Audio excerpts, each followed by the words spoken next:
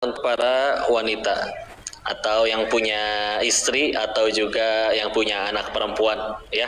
Dan kita juga tidak bisa terlahir kalau bukan dari sosok seorang wanita. Sepengen-pengennya lelaki melahirkan, ya nggak bisa, dan nggak ada rahimnya, ya. Dan rahimnya dititipkan kepada wanita, makhluk yang luar biasa, dimuliakan sama Allah.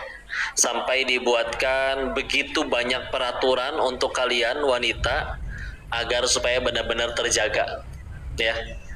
Kalau kita beli gorengan sama beli berlian, bungkusannya bagusan mana?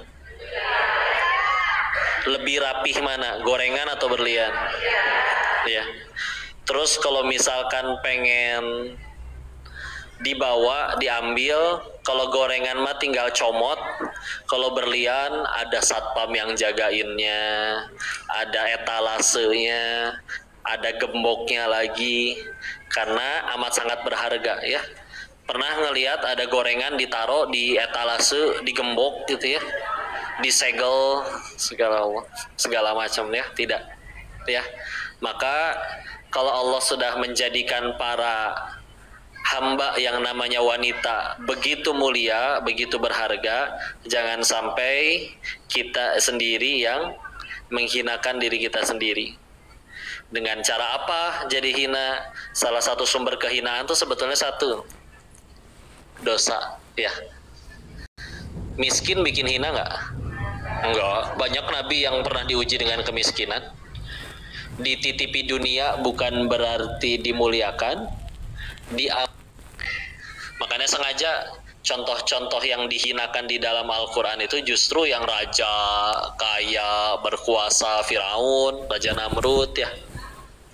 Tapi apakah jadi mulia? Enggak, ada hina.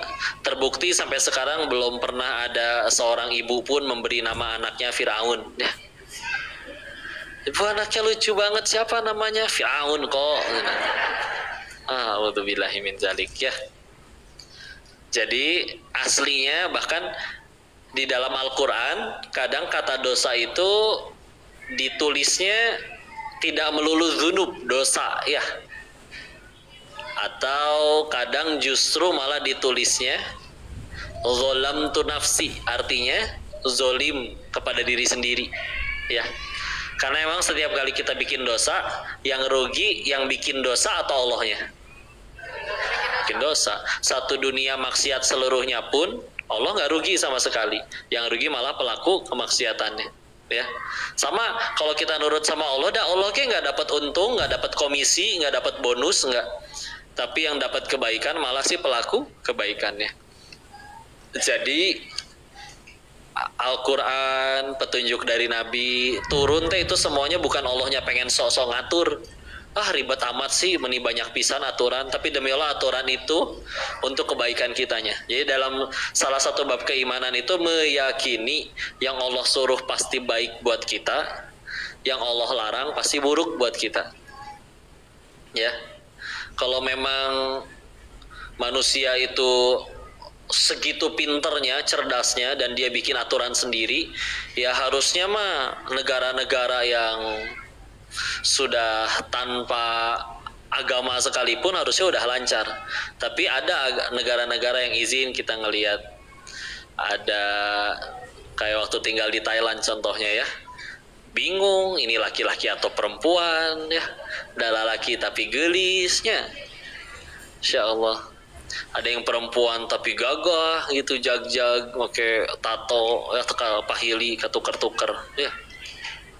Insya Allah. Ada yang betul lelaki kuat, gagah, perkasa, tapi maunya sama yang laki lagi, kan repot juga, ya. Mungkin dia lupa Allah menciptakannya Adam dan Hawa, bukan Adam dan Asep. Jadi seperti itu. Atau orang bilang, pernah ada yang bilang kayak gini, kok kan zaman sekarang udah maju, nggak bisa lah semuanya selalu kembali ke Al-Quran, Sunnah. Itu mah ada 14 abad yang lalu katanya. Sekarang mah zaman udah canggih. Waktu komentar itu dilemparkan kepada guru kami, Ustadz Budi Ashari, beliau tantang balik. Silakan bawakan masalah yang paling rumit di zaman ini, kami bisa bawakan masalah yang lebih rumit di zaman dahulu dan udah selesai dengan Al-Quran dan Sunnah. Beneran. Kalau Allah mau sampai hari ini wahyu masih turun juga bisa. Kenapa sudah tidak ada lagi? Salah satu alasannya karena itu sudah cukup untuk jadi petunjuk kita sampai kiamat nanti. Kalau emang nggak cukup, mudah bagi Allah diturunin lagi aja wahyu yang baru, atau kalau perlu ada nabi yang baru. Ya. Kenapa nabi sudah tidak ada lagi setelah Rasulullah, beliau yang terakhir dan juga sudah wafat? Karena sama, petunjuk yang beliau berikan melalui sunnah-sunnahnya. Oh, itu jatuh itunya, nggak apa-apa ya, nggak ada orang ketimpa. Ya, petunjuk yang beliau berikan cukup untuk kita ikuti, menyelamatkan kita, jadi kebaikan buat kita sampai akhir hayat. Ya, contoh ya, zaman sekarang katanya maju keuangan, dengan duit 1.500.000 bisa bawa pulang mobil, dengan cara icil, leasing. Judi sih Bu. Iya bisa sih Bu, bisa. Betul, bisa. Betul. Ya. Dengan judi atau dikreditin dengan riba ya. Itu bisa ya. Jelek judi. Gara-gara saya mantan bandar judi ya Bu ya. Jadi segala macamnya dikaitin ke situ ya. Insya Allah. Tapi kalau kita mau jujur yuk, kualitas orang di zaman ini atau kebahagiaan orang di zaman ini lebih baik mana dibandingkan orang di zaman Nabi? Bagusan zaman Nabi atau zaman kita?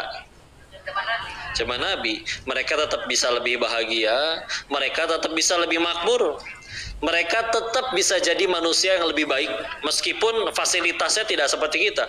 Kita mah ada internet, ada listrik, air di mana-mana ya. Di sana mah ya, apalagi ya kan Arab Saudi mah panas ya, terutama di Mekah, Masya Allah udah semua panas, air nggak seperti kita di mana-mana banyak ya. Oh, dan boro-boro ada AC waktu itu. Sampai dulu tuh kalau siang terlalu panas, sampai ada sunnah perintah dari Nabi untuk sholat zuhurnya tuh diundur agak sorean. Udah deket ke waktu asar, saking panasnya itu sujud tuh, dan belum ada karpet dah waktu itu mah ya, panas sekali itu, bener-bener sampai bisa 55 derajat Celcius kalau siangnya, setengah dari mendidih itu Bu ya, Insya Allah. Tapi ternyata kita tetap masih kalah kualitas dengan orang-orang di zaman itu, padahal mereka yang sudah katanya sudah jadi baik ngikutin katanya Al-Quran. Sekarang Al-Quran banyak nggak? Banyak. Bahkan ada masjid-masjid yang lebih banyak Al-Qurannya daripada yang sholatnya ya. Dan di handphone kita masing-masing ada Al-Quran ya. Yang di handphonenya nggak ada Al-Quran, saya nyalain hotspot, nanti downloadnya pakai kuota saya ya, biar kebagian pahala jariahnya ya. Tapi insya Allah ada semua. Ada yang tidak ada? Aman berarti di sini ya. Ceninit lah. Oh, handphone jadul, handphone ceninit cenah teh namanya. Ayo we istilah nasi gitu. Ya. Nah, tapi kita tahu Al-Quran itu kan aslinya waktu diturunkan kepada Nabi kan tidak dalam bentuk buku ya, wahyu disampaikan. Enggak tiba-tiba Nabi teh dikasih ini buku, tolong disabdakan, tolong didakwakan, enggak. Baru akhirnya dirangkum menjadi bentuk satu mushaf, satu buku, itu baru selesainya di zaman Utsman bin Affan radhiyallahu anhu. Nah, daerahnya Utsman tuh udah seluas apa Bu? Ini fakta sejarahnya ya. Jadi tidak hanya Mekah dan Madinah tentu, tapi satu jazirah Arab.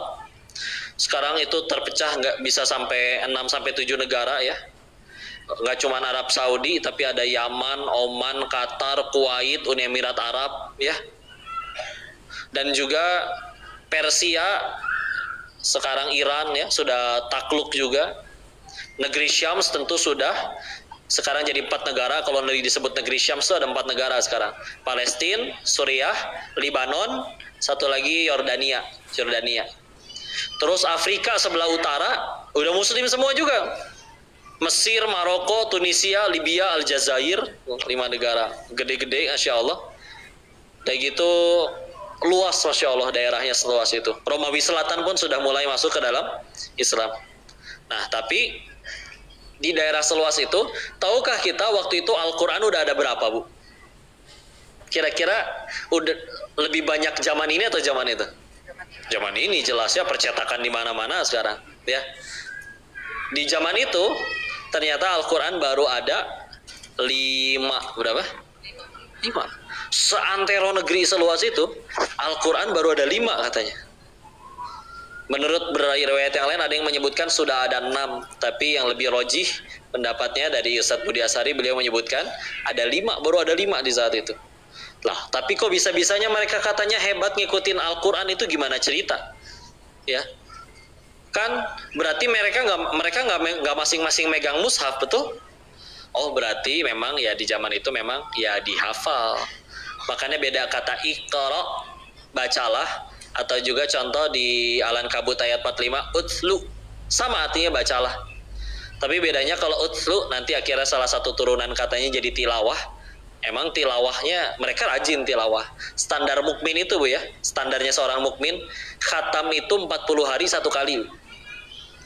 40 hari sekali khatam. Berarti kalau bacanya sehari 1 juz kan bisa 30 hari khatam. Dalam sebulan khatam. Nah, tapi kalau di standar yang mukmin itu 40 hari. 40 hari pasti udah 1 kali khatam Al-Quran. Ya. Nah, tapi gimana? Dan mereka nggak pegang Al-Quran, Bu. Berarti tadi hafal. Kok sekarang kan juga banyak penghafal Al-Quran. Tuh, banyak. Tapi bedanya kalau sekarang mah yang penting hafal dulu. Artinya belakangan, ngamalin apalagi. Ya. Kalau di zaman itu, ya, mereka tidak akan maju menghafal ayat yang lainnya sebelum mereka selesai mengamalkan ayat tersebut. Jadi nancep, ya. Nah, kita ngaji kayak gini deh, misalkan dapat suatu amalan gitu ya, dapat suatu ilmu, kan baru jadi kebaikan yang luar biasa besarnya kalau diamalin, ya. Misalkan ternyata dibacakan suatu hadis riwayat Imam Muslim nomor 725 misalkan, raqatal fajri khairum minad dunya wa ma fiha, ya. 2 rakaat salat fajar itu lebih baik daripada seluruh dunia dan isinya. Udah pada pernah dengar? Nah, sering dengar. Tapi kalau udah tahu tapi kita nggak ngejalanin, dapat pahala nggak? Ya gitu ya, jadi cuma nyangkut di kepala, ya. Datang ke pengajian pas dengerin hadisnya, iya dapat pahala. Tapi kan udah, kita punya peluang untuk menjadikan itu amalan yang bisa kita lakuin tiap hari, nggak diamalin, rugi pisan. Ya kan, salah satu tujuan ngaji itu emang harus ada niatan dari awal sebelum berangkat, apapun yang saya dapat nanti di majelis itu pengen saya amalin. Ya. Atau riwayat misalkan dari Ummu Salamah, kalau sholat sunnah yang qobliyah dan ba'diyah zuhur 4 rakaat dan 4 rakaat sebelum dan setelahnya sholat zuhur, maka diharamkan api neraka baginya. Beliau semenjak ngedengar hadis tersebut sampai meninggalnya nggak pernah bolong itu dijalanin. Jadi ngejaga, ya. Istiqomah teh sampai kapan? Sampai meninggal, bukan 60 tahun, bukan 1 tahun. Kok dia cuma sebulan ngejalanin tapi berhentinya karena wafat, ya istiqomah berarti, ya.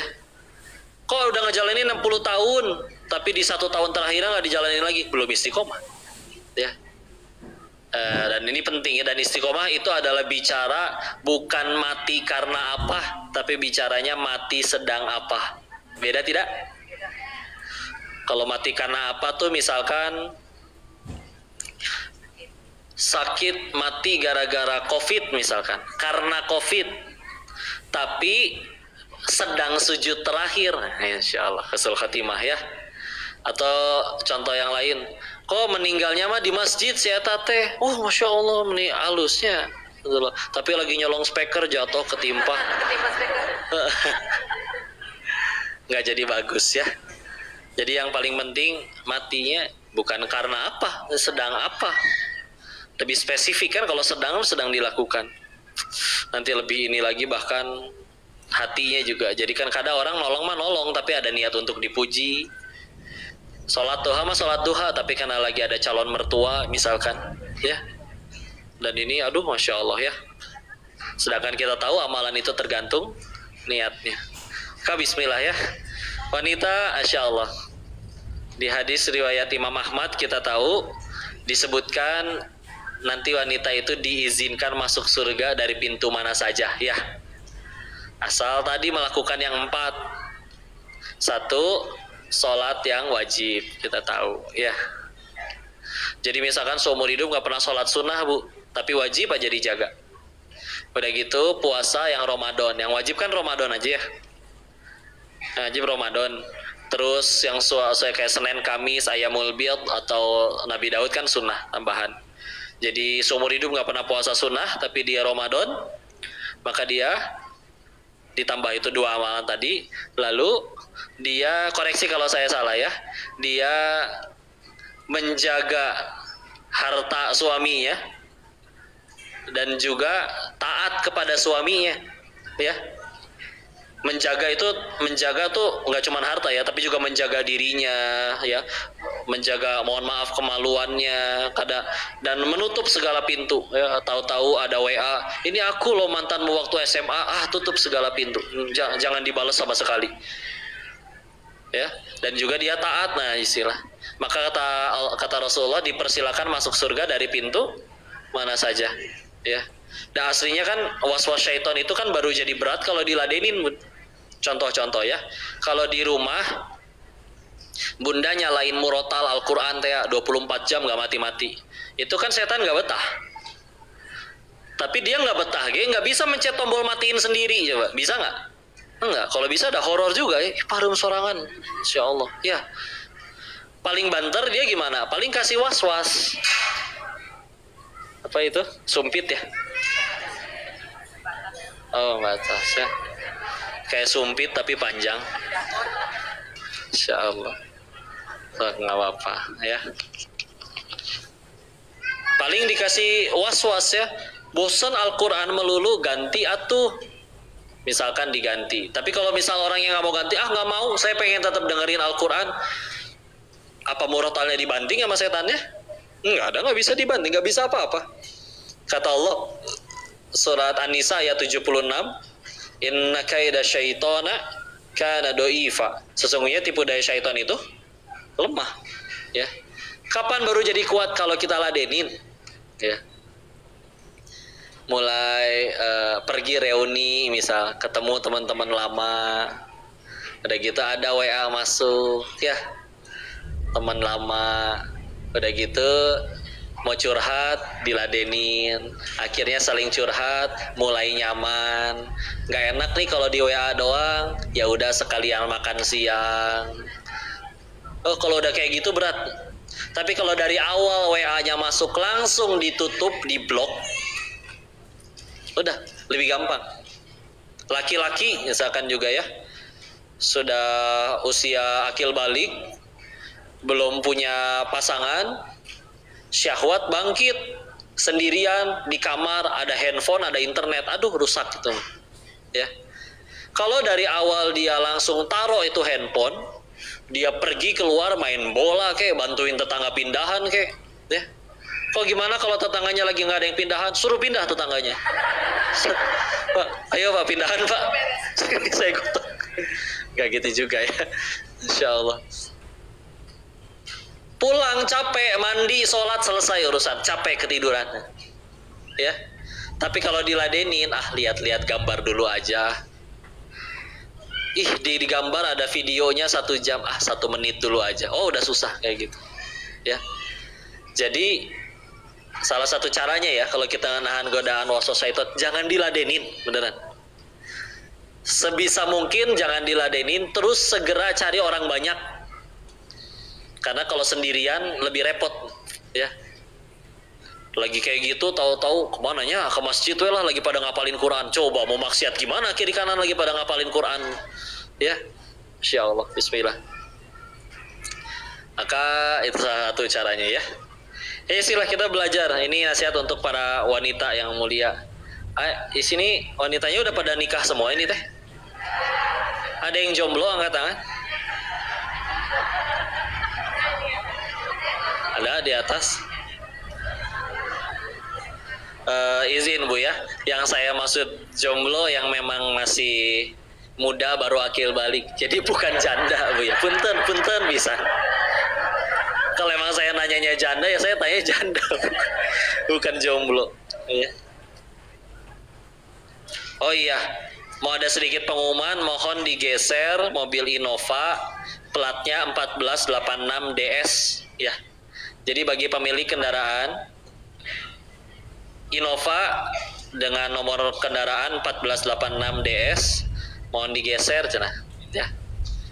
Ngalangin berarti ya. Insyaallah. Ada orang ya? Sudah ke depan? Ulangi sekali lagi. Innova 1486 DS. Ya, warnanya nggak tahu. Oh, tidak diketahui namanya. Burem meren ya. Ya nggak apa-apa ya. Enggak. Lanjut ya. Bismillah. Kita ambil pelajaran Bun ya. Dari ibarat gini, kalau pengen jadi pemain bola yang hebat, ya pasti belajarnya ke Lionel Messi, Cristiano Ronaldo. Gak mungkin belajarnya ke Chef Juna, dan gak nyambung ya. Nanti jadi jago masak, betul? Jadi kita belajar kudu ke yang ahli, yang udah pernah, yang sudah menjalani ya. Nah, Islam juga lengkap Bu, sempurna Bu. Contoh-contoh wanita solihah di dalam sejarah Islam banyak tidak? Hanya. Mari kita lihat pelajaran-pelajaran. Ada 4 wanita yang yang derajatnya paling tinggi, 4 wanita paling mulia di surganya Allah. Ada berapa? 4. Udah hafal siapa aja? Ya, pertama Ibunda Khadijah radhiyallahu anha. Siapa beliau? Istri Nabi Rasulullah Muhammad SAW. Yang kedua, putrinya Nabi. Kita dulu ya. Fatimah Zahra radhiyallahu anha ya. Yang ketiga, ibundanya Nabi Isa. Siapa? Maryam. Namanya diabadikan jadi surat ke-19 juga ya. Surat Maryam. Lalu yang terakhir, istrinya Firaun. Siapa namanya? Asia. Jangan pahili sama Aisyah ya. Kalau Aisyah istri Nabi. Iya, ini Asia. Kalau Aisyah masuk surga kok? Oh pasti, insya Allah. Beliau hamba Allah yang mulia di sisi Allah ya. Insya Allah. Tapi ternyata di antara sekian banyak wanita mulia, ada 4 yang derajatnya paling tinggi ya. Sekarang pertanyaannya saya ganti.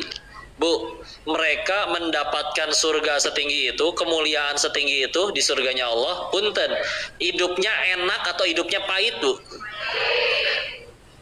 Nah, kita pengennya hidup enak atau hidup pahit tuh? Gak apa-apa ya, wajar sih. Emang ya boleh lah. Pengen hidup enak ya. Tapi maksudnya adalah jangan sampai kita alergi dengan kepahitan. Karena ada hidup mah pasti ketemu masalah. Kalau nggak pengen ada masalah ya nanti setelah meninggal. Oh ya masalahnya nanti di alam selanjutnya. Ya. Asia Bu, ya. Kecepatan nggak nyebutinnya? Nggak ya, lanjut. Jadi tapi maksudnya adalah aslinya Bu, masalah itu tidak berbahaya. Yang bahaya itu kalau kita salah menyikapi masalah. Ulangi, masalah itu tidak berbahaya. Yang bahaya itu kalau kita salah menyikapi masalah. Kayak contoh ya, pandemi kemarin masalah bukan? Salah. Tapi ada kawan ayah saya sebelum pandemi bangkrut usahanya. Ada usaha-usaha yang memang habis dimakan zaman ya. Kayak contoh kamera zaman dulu kan masih pakai film atau ya klise. Nah kalau misalkan sekarang kan udah di handphone semua ya. Jadi mau nggak mau habis dimakan zaman. Nah udah mau bangkrut, besoknya lockdown lagi PSBB. Jadi bertambah-tambah masalahnya. Cuman dia bagus pikirannya, mindsetnya. Fa inna ma'al usri yusra, inna ma'al usri yusra. Di balik kesulitan ini masa iya orang nggak butuh sesuatu? Pasti ada kebutuhan. Tinggal saya penuhi kebutuhan tersebut. Maka dia dorong sisa modalnya terakhir katanya tinggal 100 jutaan. Didorong untuk jadi modal, jadi salah satu pengusaha masker pertama di Bogor. Gak nyampe setahun, 100 jutanya udah jadi 800 juta. Tanpa nimbun, tanpa ninggin-ninggin harga, emang permintaan aja banyak. Ya, jadi nyikapin yang benar. Atau misalkan ada orang tinggalnya di dalam gang, nggak dilewatin angkot, tapi nggak punya motor, tapi setiap hari harus berangkat kerja, masalah. Ada lagi orang yang punya motor tapi nganggur, masalah.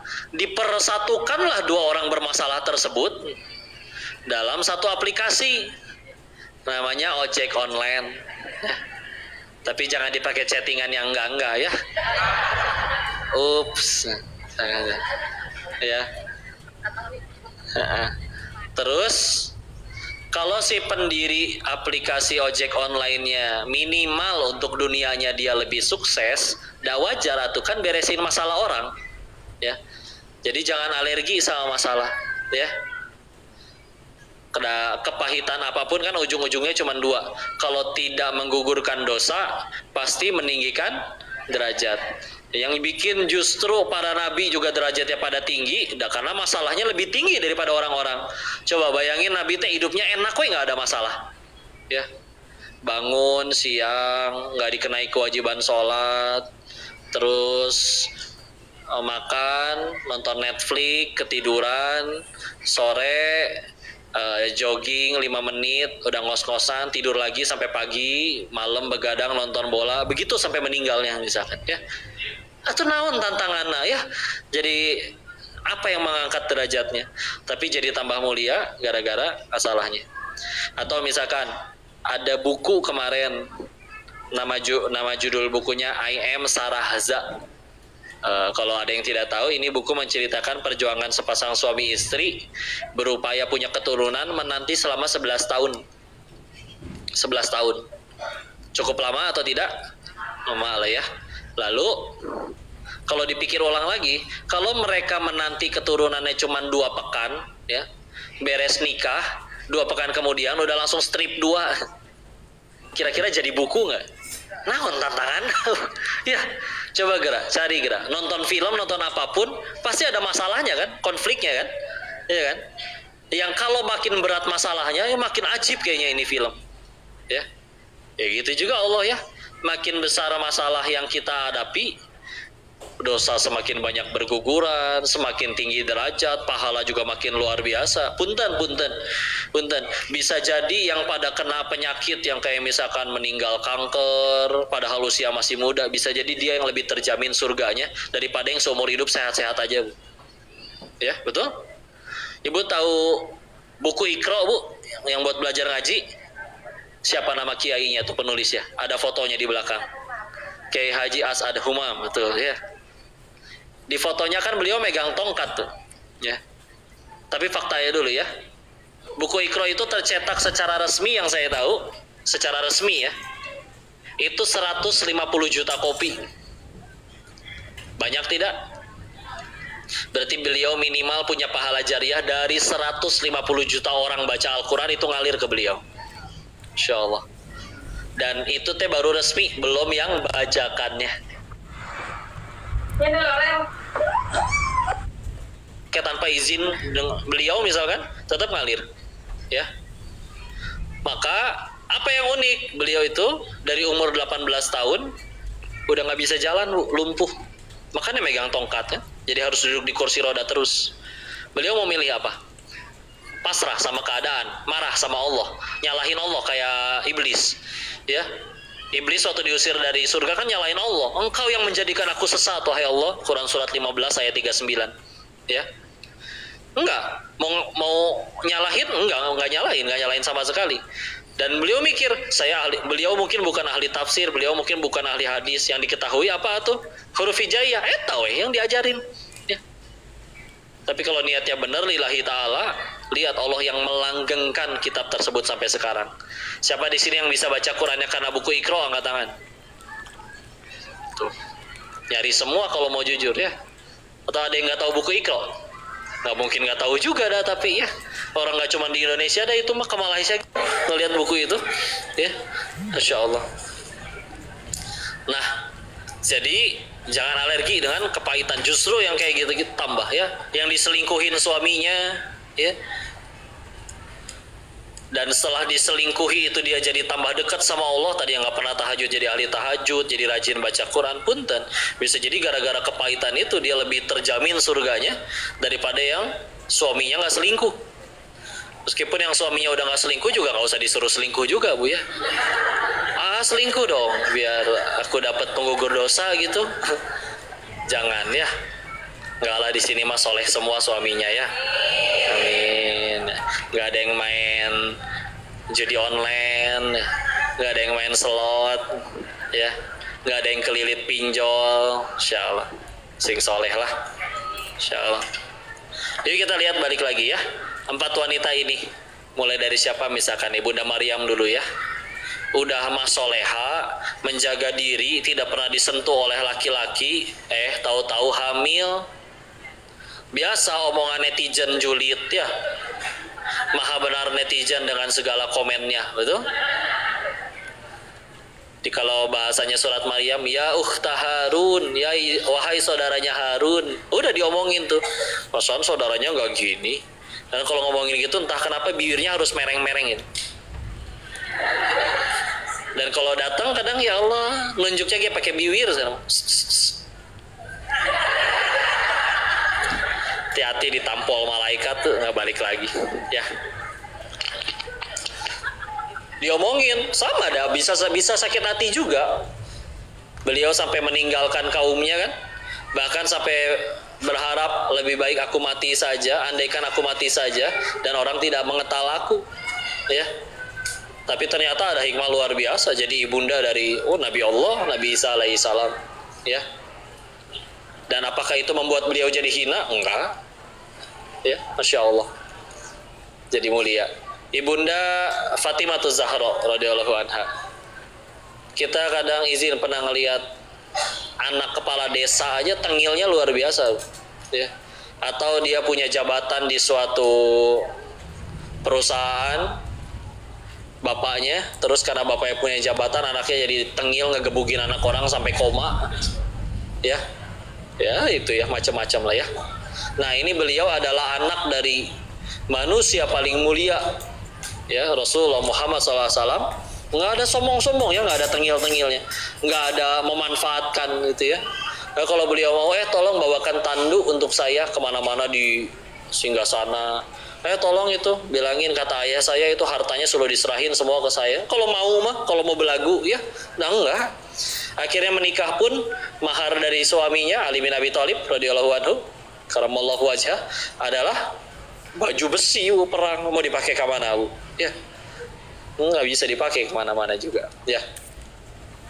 Apakah jadi hina? Enggak, mulia ya. Ibunya Ibunda Khadijah radhiyallahu anha ya, pernah sampai manggil anaknya, nak, sampaikan kepada ayahmu, apa ibu boleh enggak surban yang biasa ayahmu menerima wahyu itu dijadikan kain kafan untukku nanti ketika ibu wafat.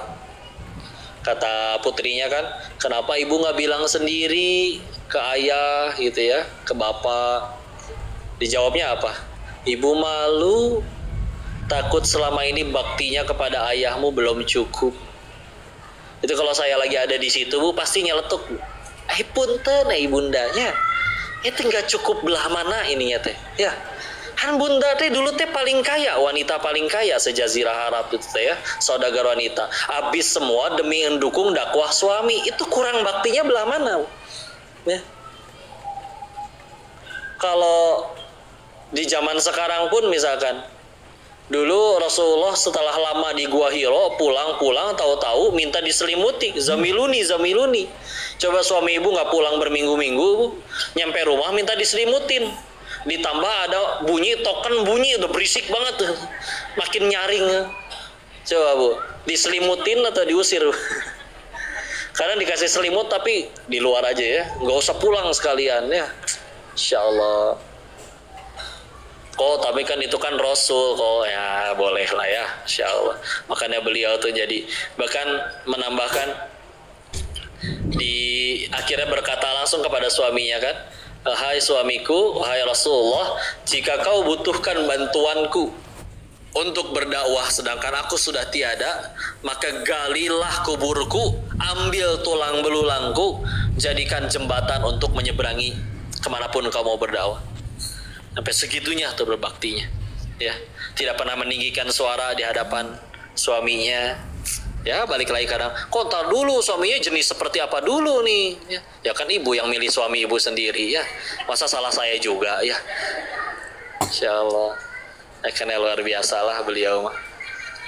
Nah yang unik Bu, Ibunda Asia dibilang soleha mah pasti soleha ya. Tapi kan salah satu renungannya, kan beliau mah tidak di zamannya Rasulullah Bu. Di zamannya siapa? Zamannya Nabi Musa ya. Jadi kan agak beda. Kalau di kita zamannya Rasulullah ini banyak bonus Bu. Ada puasa Arafah 9 Zulhijjah ya. Puasanya sehari, ganjarannya 2 tahun. 2 tahun, setahun ke depan, setahun ke belakang dihapuskan dosa. Kemarin 10 Muharram puasa apa? Asyura ya. Puasanya sehari, ganjarannya setahun. Terus 30 hari puasa Ramadan ditambah 6 hari bulan Syawal, ganjarannya dianggap seperti setahun berpuasa ya. Banyak bonusnya nggak? Malam Lailatul Qadar, malamnya 1, tapi khairum min alfi syahr, lebih baik dari 1000 bulan. Banyak bonusnya. Di zamannya Nabi Musa kan nggak gitu, kebijakannya beda lagi. Ibadah, oh iya pasti beliau beribadah. Tapi apa yang membuat bisa-bisanya menyusul sehingga menjadi 4 tadi ya? Dan salah satunya beliau ngelakuin amalan yang ganjaran pahalanya tanpa batas. Apa itu? Sabar ya. Kata Allah di Quran surat 39 Az-Zumar ayat 10, innama yuwaffas sabiruna ajrohum bighairi hisab. Sesungguhnya hanya orang-orang yang jadi kalau nyari amalan yang pahalanya tanpa batas ya, ya sabar. Kok sholat gede nggak pahalanya gede? Demi Allah. Tapi mungkin ada takarannya, nih segini gedenya. Sedekah kaliannya 700 kali lipat, di Al-Baqarah 261 kan sebutkan. Tapi kalau sabar nggak ada batas. Makin berat kesabarannya tentu makin besar di sisi Allah. Dan beliau kan ngadepin sabarnya bukan suami biasa, bukan sekedar suami yang naruh anduk sembarangan, naruh gunting nggak ditaruh di tempatnya lagi, buka laci nggak ditutup lagi, ngambil baju teh atasnya nggak diangkat dulu jadi wepak balatak di wae-nya. Ya. Ya. Enggak, salahnya ngadepinnya Firaun. Ya ngaku-ngaku jadi Tuhan, sedurhaka-durhakanya orang itu ya. Lihat sedurhaka-durhakanya orang, tetap aja biasanya diutus Nabi 1, ini mah 2. Nabi Musa sama Nabi Harun. Ya. Karena lebih ngaco dari orang kebanyakan. Jadi kalau misalnya ada orang berkata, kok suami saya lebih parah dari Firaun? Bohong sih ibu pasti ya. Kalau suami ibu lebih parah dari Firaun, nama suami ibu yang ditulis di Al-Quran pasti. Enya tuh ya. Karena nggak ada yang lebih parah lagi dari Firaun, ya dia yang jadi contoh ya. Tapi bismillah, dia sholat, dia nggak zina, dia masih bertauhid ya, bismillah lah Bu ya. Investasi ya teteh ya.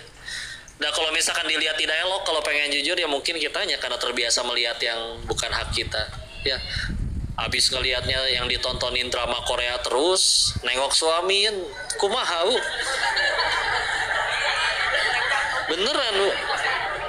Ini kalau kayak Ustadz Adi Hidayat, beliau kan pakai kacamata ya. Ingat gak beliau pernah cerita waktu pengen nulis di papan tulis ya. Kalau lagi nggak waktunya nulis di papan tulis, kadang beliau nggak selalu pakai kacamata. Kalau waktunya harus nulis kan biar kelihatan ya. Terus beliau cerita, sengaja kadang kalau lagi nggak nulis mah dilepas kacamatanya. Jadi agak burem ngelihat ibu-ibu yang cantik teh misalkan. Bisi takut gitu ya. Karena dilihatnya cantik, jadi akhirnya terbiasa melihat yang tidak halal baginya, nanti yang halal di rumah teh jadi nggak elok lagi nanti. Maka beliau berharap ya Allah semoga selalu dipalingkan supaya di hatinya tuh selalu hanya istrinya yang nomor 1. Ya salah satu jihadnya laki-laki ya jaga atuh pandangannya misalkan ya. Wah ya kadang bilangnya gitu sih. Kalau pandangan pertama katanya nggak apa-apa, tapi nggak diliatin mubazir cenah cek si eta teh. Aduh. Ya kudu ngejaga ya. Ya kalau emang lingkungannya itu ya jaga atuh lingkungannya ya. Karena di Indonesia teh alhamdulillah saya teh lebih mudah menjaganya. Nah di sini mah coba lihat secantik-cantiknya ditutup Bu, ditiung. Coba di sana mah Bu, di Thailand mah aduh eta. Kudu bagi-bagi mukena lah di sana mah. Ya. Dibilang nggak punya duit kali ya, makanya baju compang-camping gitu dah, tapi teh Tapi teh handphone halus ya, emang kurang bahan we berarti ya. Masya Allah ya. Jadi dari kepahitan ya. Jadi jangan alergi dulu sama kepahitan ya. Lihat ya, sabar itu seperti ini Bu, nanti Bu. Sabar itu bisa jadi ada dosa-dosa kita yang belum bisa diampunin sama Allah. Karena misalkan ya ibadah kita sakitu-kituna, sholat lupa rakaat wae, istighfar komo deui, sedekah diirit-irit, tapi cita-cita ke surga. Kadang cita-citanya nggak nanggu, saya mah surganya ntar tetanggaan, sareng nabi gitu. Malaikat ke geleng-geleng naon amalana gitu. Udah gitu Allah tapi pengen kabulin, tapi amalan kita kurang buat ngapusin dosa kita. Terus gimana? Ditolong sama Allah. Ada weh masalah, kerja mulutnya gimana, meureun julid ya, di rumah kenapa, anaknya gimana, atau masalah ekonomi, apa aja. Kabar baiknya satu, tapi nggak akan ngelebihi kemampuan kita. La yukallifullahu nafsan illa usaha. Karena saya kurang sepakat ketika ada yang menasehati, ntar dulu kok nggak bisa semua orang sama nasihat. Iya, nasihatnya bisa beda-beda. Terus dia berkata, enggak, kan orang tiap tingkat stresnya beda-beda, kesehatan mentalnya beda-beda. Oke, kalau emang beda-beda masalah orang, cara penerimaan terhadap masalah juga beda-beda. Tapi kan kabar baiknya Tuhan kita tetap satu. Yang ngizinin masalah itu nyampe ke kita siapa? Allah. Yang bisa ngasih jalan keluar siapa? Allah. Mau dia muslim tidak muslim, yang ngasih masalah dalam hidupnya siapa? Allah. Yang nolong siapa? Tetap Allah. Dan ia telah berjanji nggak akan ngelewatin kemampuan manusianya kalau diuji. Ya, segera saya tanya ya, punten, ada yang tahu nggak kenapa bunuh diri itu dosa? Terus orang-orang yang pengen bunuh dirinya berkata, kan mati mah takdir kok. Masa saya bunuh diri dosa? Kan takdir ketentuan Allah. Oh, jangan-jangan Allah nih yang pengen saya bunuh diri. Misalkan dia berkata seperti itu, ya. Kenapa bunuh diri itu dosa? Lihat surat Ibrahim ayat ke-7. Hafal semua kan? La in syakartum lazidanakum. Surat 14 ayat 7. Barang siapa bersyukur nanti ditambah nikmatnya. Lanjutannya apa? Wala in kafartum inna adzabi lasyadid. Barang siapa kufur, sesungguhnya azab Allah itu sangat pedih. Ya, jadi ternyata yang diancam azab itu bukan cuman yang maksiat tuh, tapi yang kufur juga, atau sok-sok amnesia sama nikmat Allah gitu. Percumalah saya hidup kayak gini. Percumalah saya gaji cuma 20 juta per bulan ya. Saya mah bahagianya nanti kalau rumahnya segede gitu. Saya bahagianya nanti kalau udah centang biru. Gitu-gitulah ya. Ngerti centang biru? Pada punya Instagram nggak? Gitu ya. Ingat ya, di surga tidak ada pintu centang biru ya. Jadi tidak wajib punya, itu mah nggak masalah. Mau nggak ada yang follow, yang penting mah takwa weh. Ya. Masya Allah. Maka dari situ ya udah belajar bahwa kepahitan mau diuji seperti gimana juga, selagi Allah ridho, Allah suka, dan kita jadikan jalan tambah dekat sama Allah, udah bismillah, ketaatan. Ya. Jadi kalau ada orang meninggal, dia bunuh diri, yuk jawab jujur-jujuran. Dia bunuh diri karena apa biasanya, Bu? Stres ya, depresi, putus asa. Berarti kan karena ada masalah ya. Sekarang pertanyaan selanjutnya, lihat di luar sana ada nggak yang orang yang masalahnya jauh lebih berat daripada si yang bunuh diri? Banyak kan? Tapi dia malah bisa tetap bahagia, ada malah. Berarti punten ya, bukan gak ada nikmat, karena gak ada syukur berarti ya. Dia fokus sama yang tidak ada, akhirnya hidupnya ngerasa kayak udah yang paling menderita teh hidup teh ya. Maka ya udah, ternyata kalau kufur ya dia terlalu banyak atau nikmatnya mau disyukurin mah gak ada habis, ditantang sama Allah kan. Kalau seluruh lautan samudra dijadikan tinta untuk menuliskan kebaikan Allah, mau sampai kering lalu ditambah lagi dengan jumlah samudra yang sama, masih belum cukup untuk menuliskan kebaikan Allah, kalimat Allah. Di Al-Kahfi 109 juga tuh 2 ayat sebelum terakhir ya, sama disampaikan seperti itu. Jadi ya segitulah ya, bukan bahagia yang datengin syukur, tapi syukurlah yang mendatangkan bahagia. Ulangi, Bukan bahagia yang datengin syukur, syukurlah yang mendatangkan kebahagiaan. Ya. Tadi ini pahit nih, tapi bisa jadi gara-gara itu ada dosa kita yang belum bersih, Bu. Jadi bersih gara-gara kejadian itu, gara-gara kepahitan itu. Atau bisa jadi Allah ingin ngangkat derajat orang, derajat seseorang. Tapi sama ini orang teh ibadahnya kurang, sholat lupa rakaat wae, istighfar jarang misalkan ya. Tapi ibadah kurang, tapi Allah pengen tinggiin derajatnya. Dan kita bukan seperti para imam-imam besar, Imam Ahmad bin Hambal misalkan. Dalam kitab Manaqibnya yang ditulis oleh putranya sendiri, diceritakan bahwa beliau itu sehari semalam sholatnya tidak pernah kurang dari 300 rakaat. Kalau beliau sedang sakit, maka sehari semalam sholatnya hanya 150 rakaat. Lagi sakit. Terus kita gimana ngejarnya nih, amalan gak seperti beliau? Ya tahu-tahu ya ada masalah. Ya udah tenang. Jadi yang penting jangan alergi sama masalah. Dan lihat ya, justru dengan masalah itu bunda-bunda, teteh-teteh tambah mulia di sisi Allah. Ya, bismillah. Dengan menjaga, lihat Masya Allah. Laki-laki mah potensi paling sakit, paling patah tulang. Wanita mah gimana? Ada yang lebih sakit nggak? Hah? Patah hati. Masya Allah. Melahirkan, Bu. Ya, yang secara fisik maksudnya ya. Kata orang medis waktu itu, melahirkan itu 27 kali lipat lebih sakit daripada patah tulang. Ya, Masya Allah. Asli dah, mau laki-laki disuruh ngelahirin mah kayaknya nggak akan kuat. Ya, meskipun kata orang, wah laki-laki itu kuat, oh nggak juga. Wanita luar biasa. Ada siapa di sini yang pernah ngelahirin lebih dari sekali? Angkat tangan. Tuh banyak ya. Sok jujur, siapa yang pas baru lahiran pertama pernah nyeletuk kayak gini? Ih, amit-amit dah, saya emang nggak mau lagi. Nggak ada ya. Tapi saya pernah dengar ada yang kayak begitu. Ya, tapi udah ngomong kayak gitu, kayak angger we Bu, hamil lagi, lahirin lagi, ya. Insya Allah kuat luar biasa wanita ya.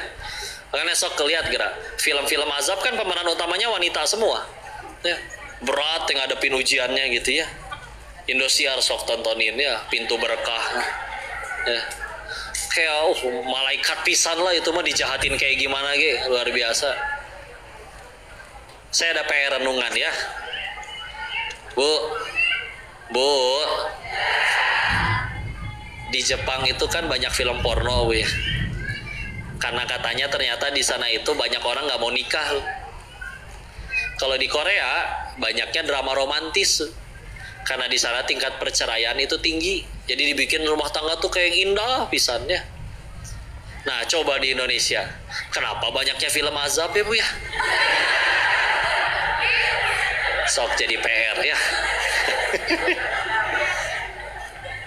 Masya Allah. Tapi gitulah ya, jangan alergi sama masalah pokoknya mah. Aku yakin pasti yang terbaik dari Allah. Ya udah diajarin sama Allah ya. Tahu banyak yang kisah-kisah kalau kita nurut sama Allah mah aman. Kalau waktu Firaun ditakutin bahwa nanti ada pemuda dari Bani Israel yang akan menggulingkan kamu, kan langsung kan semua bayi laki-laki harus dibunuh. Akhirnya mau nggak mau Nabi Musa harus dibuang oleh ibu kandungnya sendiri ke sungai, ya. Coba Bu, sang ibunya lagi panik harus berpisah dengan anaknya, panik dengan keselamatan anaknya, pengen dibunuh sama rajanya. Nanya ke Allah, malah disuruh dibuang kok Allah ke sungai. Gimana tuh kalau misalkan menurut logika manusianya? Tapi kalau sudah perintah Allah, matematika manusia, logika manusia tuh udah nggak nyambung lagi, udah nggak kepake lagi. Justru gara-gara dianyutin, jadi akhirnya diangkat anak oleh tadi Ibunda Asiyah, ya. Dan akhirnya anak ini kok nggak mau disusui nama siapa saja. Dapatlah info dari kakak perempuan yang ngikutin, saya tahu ibu yang pasti akan mau anak ini mau untuk meminum susunya. Dipanggil, ya mau, ya jelas ibu kandungnya sendiri ya kan. Tapi kan beliau satu-satunya orang yang nyusuin anak kandungnya sendiri, tapi digaji pakai uang negara. Beliau doang, ya. Insya Allah. Justru dengan nurut sama Allah. Ingat, Allah tuh nggak pernah nyuruh kita nentuin takdir. Yang penting kita nurut, ikhtiar, aman. Waktu tadi Ibunda Maryam mules, hamil lagi gede-gedenya, kan di surat Maryam bersandar di pohon kurma, butuh rutop. Sama Allah malah disuruh apa? Wahuzzi, goyang-goyangkan. Coba, emang pohon kurma digoyangin jatuh buahnya? Nah, enggak. Apalagi ini yang goyangin wanita lagi hamil gede, lagi mules-mulesnya. Emang tenaganya segede apa? Tapi itu sakit alaiya rutoban janiyah, turun buahnya. Waktu ngaji tafsir tentang ayat ini kata guru saya, ini ayat tentang tawakal. Allah tuh nggak pernah nyuruh kamu nentuin takdir. Tugas kamu nurut, gerak, nanti Allah yang aturin takdirnya. Kita makan kadang kalau udah mikirin gitu, aduh ngaco ini mah moal bisa lah. Secara akal logika saya ini jangan nyambung nih, nggak masuk akal. Udah we jadi mundur, nggak mau ikhtiar, nggak mau ngapa-ngapain. Karena kita padahal nggak pernah disuruh nentuin takdir, betul? Udah, ya. Kok udah gerak, udah ikhtiar, tapi tetap tidak terjadi sesuai yang diinginkan. Jadi amal soleh, ya rugi. Ya. Jadi pahala, jadi bekal di sisi Allah. Daripada seumur hidup kepengenannya dikabul terus, tapi nggak ada satupun perbuatan yang jadi amal soleh. Berarti meninggal bekal bawa apa? Nggak bawa bekal sama sekali. Rugi, ya. Tapi bandingin, ada orang yang seumur hidup gak pernah dikabul doanya, lebih sering gak dikabul doanya, tapi setiap ucapan, tindakan, perbuatan, semuanya jadi amal soleh yang Allah terima. Meninggal, bisa jadi dia tuh yang paling banyak pahalanya. Padahal di dunia dia yang difitnah, dia yang dicaci, dia yang disakitin. Tenang aja. Ya, sepakat tidak? Sepakat? Cukup? Apa ini? Oh, dapat surat saya, Bu ya. Bu, udah pada makan belum? Ada yang belum makan? Siapa yang belum makan angkat tangan. Aduh, jadi pengen nafkahinnya. Maksudnya beliin itu, Bu. Masih ya. Udah saya mah udah ada teh Yunda ya. Cukup bagi saya teh Yunda saja. Cie. Alhamdulillah. Kenal gak teh Yunda? Nggak kenal mah kenalan atuh ya. Ada di bawah tuh ya. Nanti insya Allah.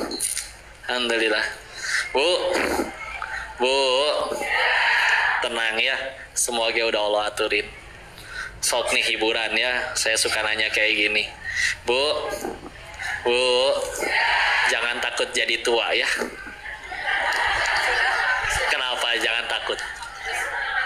Udah jadi, nggak bisa mundur lagi ya. Nggak perlu sibuk menjelaskan, si Koko nggak tahu waktu lagi ibu muda pakai seragam SMA, lucu pisan, Masya Allah. Ibu pengen lebih lucu, ibu pakai lagi seragam SMA-nya sekarang. Masya Allah. Sudah terima, nggak terima tuh capek. Nggak terima makan tambah banyak, tiap kali foto tahan nafas kan capek, ya. Pengen kelihatan langsing, berhasil kelihatan langsing, wajahnya kelihatan biru ya, kurang oksigen, engap ya. Yang paling kasihan mas saya yang moto ya, mas tolong jangan gendut ya, kumaha Bu, biar jangan gendut teh kumaha. Licik ya, yang banyak makan dia, yang diomelin yang moto. Insya Allah ya, inilah ras terkuat di muka bumi ya. Insya Allah. Sen kiri belok kanan, siapa yang salah? Dunianya yang salah.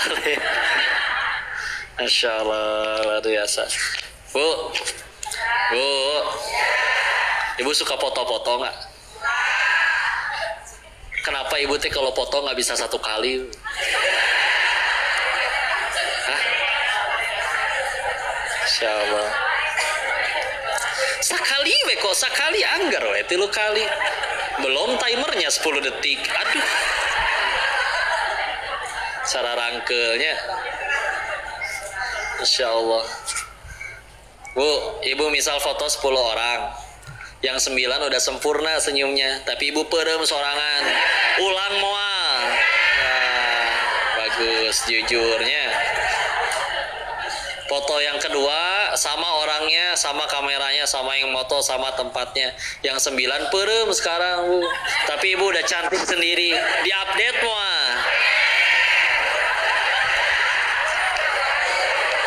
Egoisnya. Bu, saya teh habis kajian gini teh suka ngecek story ya, kadang teh di tag ya, tapi nggak sedikit yang ternyata sayanya yang perem. Padahal saya teh apal sih ibu ini foto 5 kali. Yang diupload yang saing perem, berarti yang empat yang lain si ibu nanu perem ya pasti. Nah saya mah soalnya karena ya kan orang Cina mah begini ya, jadi jarak dari atas ke bawah tuh lebih deket meren ya, jadi lebih mudah merem gitu. Jadi jadi kalau agak beloan dikit kan mungkin agak beda. Jadi bahas itu ya, Insya Allah. Ibu udah pergi seharian jalan-jalan ya nggak? Akhirnya nyampe rumah dicek dong handphone dong, soal foto teh 300 siki misalkan ya Bu. Itu diposting semua nggak? Diseleksi dong berarti dong. Mana yang dihapus? Yang ibunya cantik atau yang ibunya jelek? Meskipun yang foto ibunya jelek, teman-temannya pada cantik di situ tetap dihapus, Bro.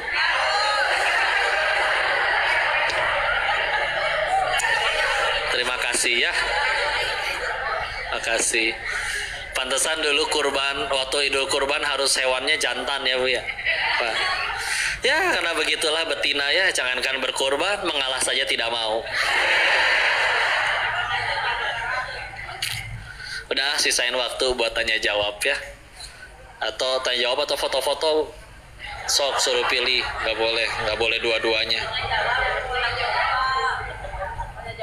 Sok silakan ya, atau langsung ke doa, mangga lah. Sok diserahkan kepada Ustazah.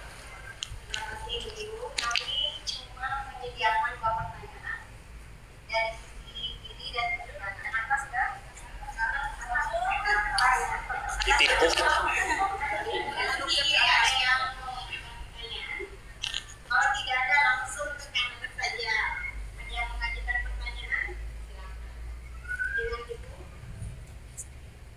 Ya.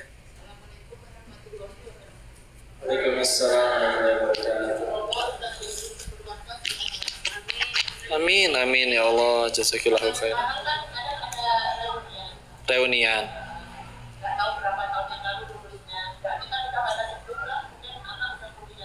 Iya.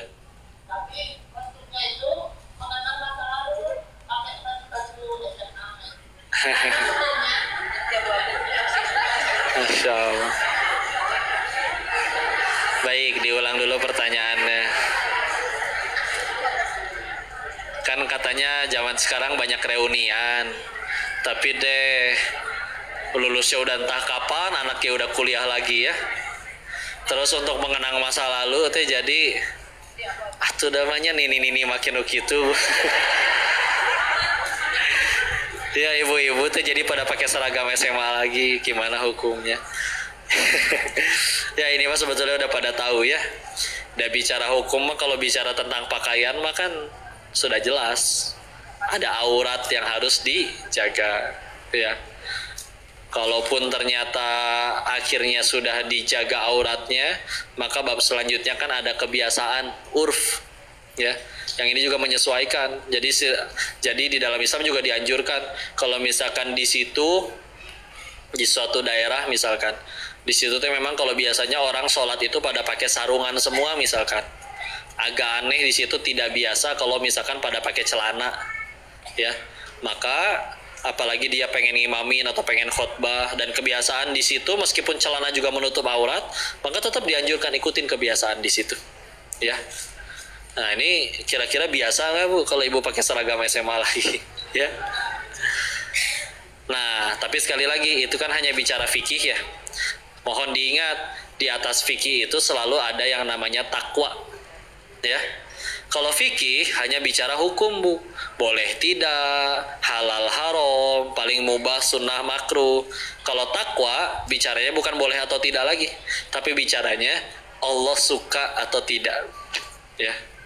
So kira-kira Allah lebih suka ibu pakai seragam SMA lagi atau ya kostum yang sekarang yang sudah syar'i, sudah guys ya. Itu iman bisa ngejawab masing-masing ya. Jadi ya sok izin, boleh nggak saya pakai ini? Dah silaturahmi sok mangga. Kalau emang pengen ngejaga silaturahmi ya silakan, masih nggak apa-apa ketemu dengan teman-teman yang dulu. Apalagi di situnya juga ternyata bukan yang, mohon maaf ya, yang minum-minuman, yang lain-lain, tapi yuk kita adain acaranya pengajian aja sambil reuniannya ya.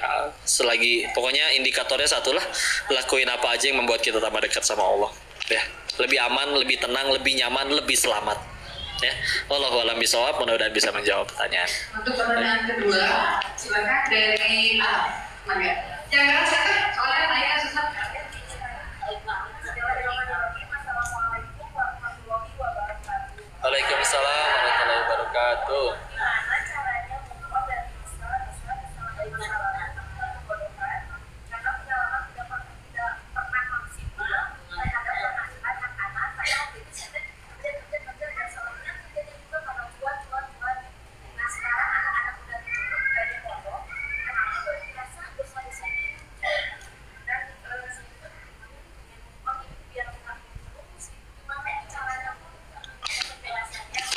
Baik, bismillah. Kasih. Ya, indikator sesuatu itu jadi baik tuh sebetulnya sederhana satu saja, yaitu jadi jalan tambah dekat sama Allah. Kalaupun ternyata dulu pernah ada yang disesali, ya kalau memang benar-benar disesali, maka dia pasti akan memastikan untuk kedepannya pasti jauh lebih baik, lebih takwa, lebih taat, dan memastikan bahwa hal-hal itu tidak akan diulangi lagi. Karena kalau benar-benar nyesal kan pasti nggak akan ini, walaupun ya nggak akan bisa berulang juga, kecuali mungkin nanti lahiran lagi ya. Semoga Allah anugerahkan keturunan yang soleh-soleha. Tapi alhamdulillah ya, memang kalaupun sudah lewat, makanya alhamdulillah dunia yang sekarang teh aslinya memang kan hanya berupa jembatan saja menuju tempat berpulang kita yang asli.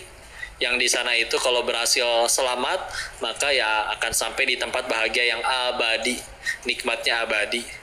Anggaplah sekarang mungkin pernah ada kesalahan, tapi semenjak gara-gara itu disesali, benar-benar taubat, tambah takwa, tambah taat, dan ketika itu juga menitipkan anak-anaknya kepada Allah, ya Allah, kalaupun hamba wafat duluan, tolong dijaga anak-anak teh supaya ketemunya sama yang soleh lagi, nggak diajak maksiat sama teman-teman yang salah. Allah ketika sudah ridho kepada seorang orang tua, lalu dijaga anaknya, yang penting kumpul lagi di surganya Allah, udah happy ending, ya.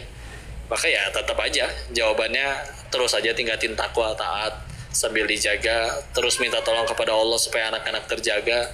Kalau emang Allah sudah mau nanti dan Allah terima taubatnya, ridho dengan ikhtiar kita tambah dekat sama Allah, mudah juga bagi Allah untuk membolak-balikan hati anak-anak meskipun dulu mungkin ada memori yang kurang baik, tapi dijadikan anaknya soleh, soleha, jadi pengen tetap birrul walidain dengan maksimal, ya.